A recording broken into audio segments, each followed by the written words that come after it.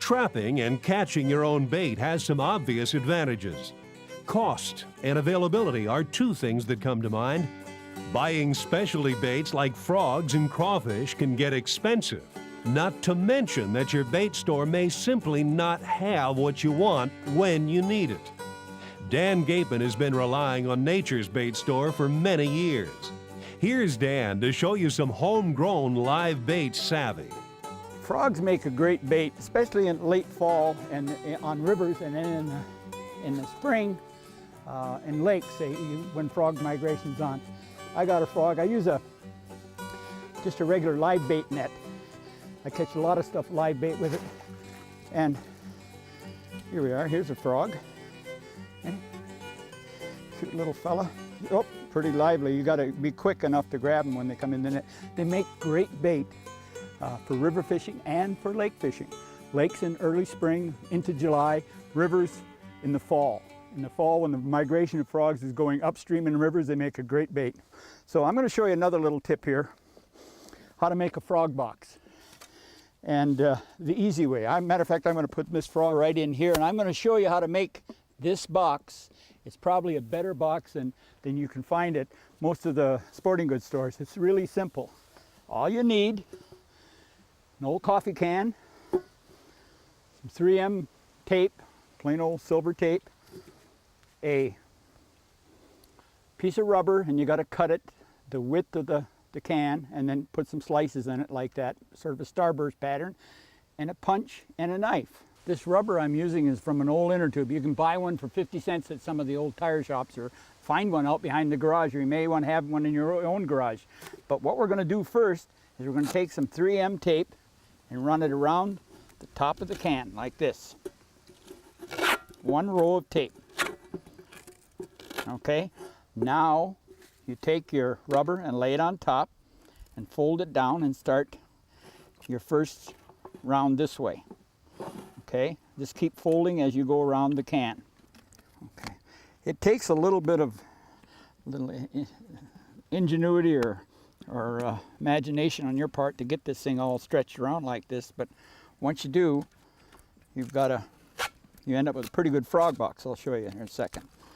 It doesn't matter if it's real tight on there. Matter of fact, a little looser is better, okay? All right, now,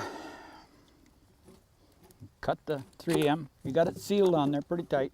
All you do now is you take your knife and run it in here and run it across about like that. Make a slit, okay?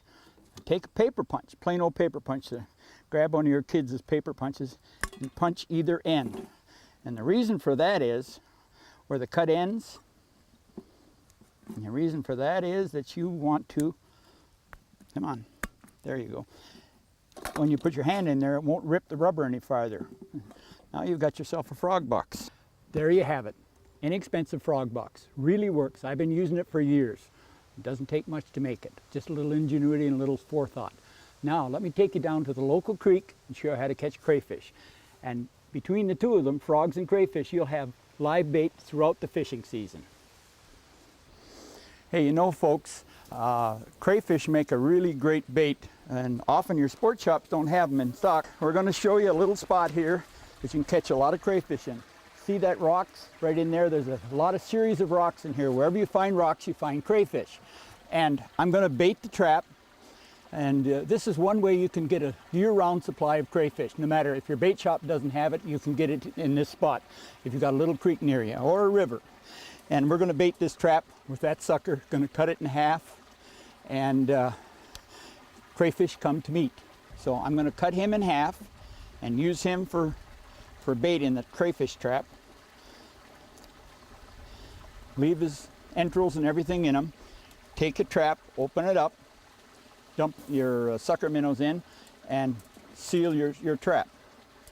All right, now here, make sure you've got enough line that you can tie it off to a small tree or something, and you want to throw your trap in deep enough water right at the edge of the rocks, right like that.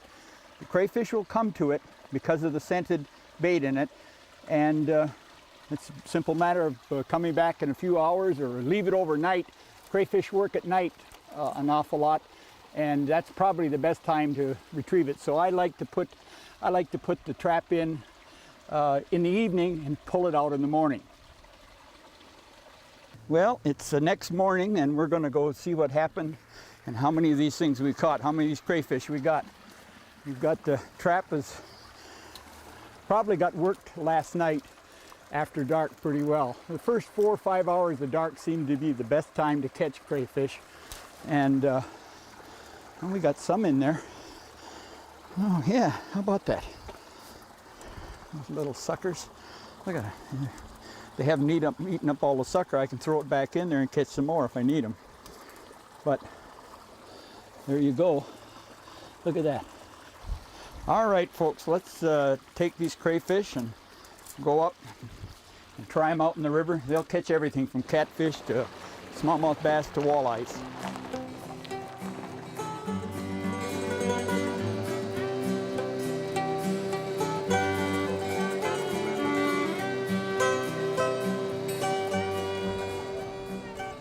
I'm just anchored up on a cat hole here. We've got nice fast water here, rocky, it's shallow, and we're going to fish frogs for a cat. And when you do that, unlike a smallmouth, you'd leave them live and kicking, but here I'm going to do that and probably give him a little scenting. And he's dead, and hook him right under here, right out the top of the nose, and we'll work straight downstream. We'll straight line for him.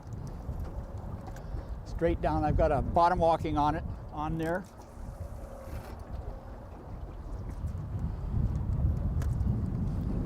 And we just sit and wait. A unique variation on bottom walkers is a Gapen spinner rig bottom walker for fishing in current. At rest in current, the spinner revolves, maintaining slight pressure that is transmitted down the line to the angler. When a fish picks up the bait, the spinner stops spinning and telegraphs the bite to the angler. There he is. There's the indicator, the strike indicator.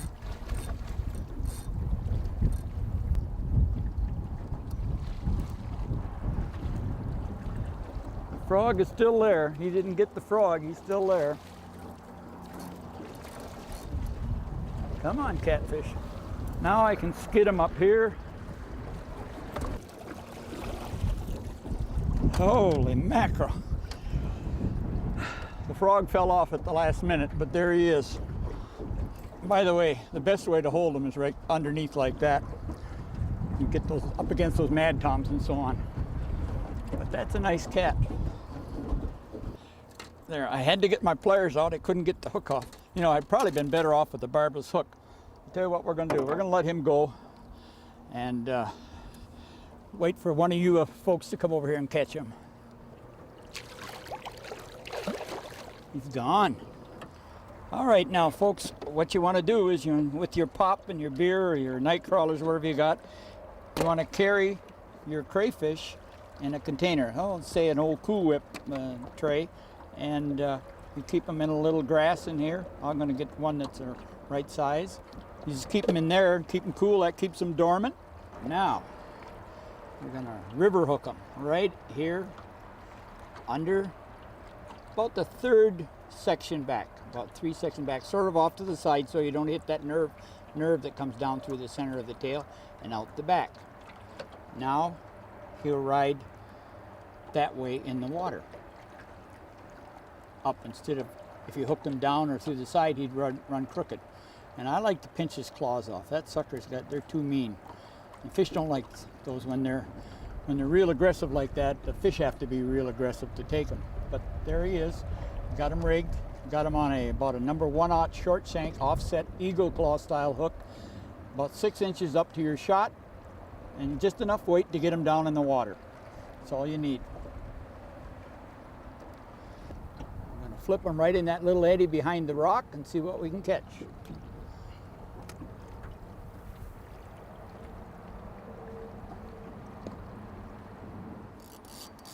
There he goes. That's a better fish. There he is. And nothing like live bait, folks. Oh, he's not real big, but he's a nice little smallmouth. Look at that. You notice I'm fishing right under the boat too. That's another nice thing about live bait.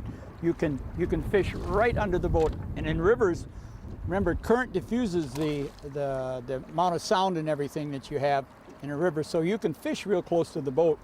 Matter of fact, sometimes I dabble right underneath the boat for, come here, Smallie. Come here, Mr. Smallmouth. All right, there he is. Live baiting. My crayfish is gone, but that little gold 1/0 hook is setting the jaw pretty hard. Nice little smallmouth. Nothing works better than live bait at times, especially when fish are tough. We're gonna let this guy go, and for one of you to catch, he's a nice little fish. There you go, Mr. Smallmouth. He's going right back under that rock, right where I caught him. Nothing like live bait when times are tough. Gotta try it. And there's some little secrets that we've tried to show you today that will help you. So remember that crayfish, frogs, later on in the season are very, very good. Night crawlers in the spring will work for you, as will minnows. But as the season progresses, as your summer warms up or as your season progresses, go to live bait such as crayfish and frogs.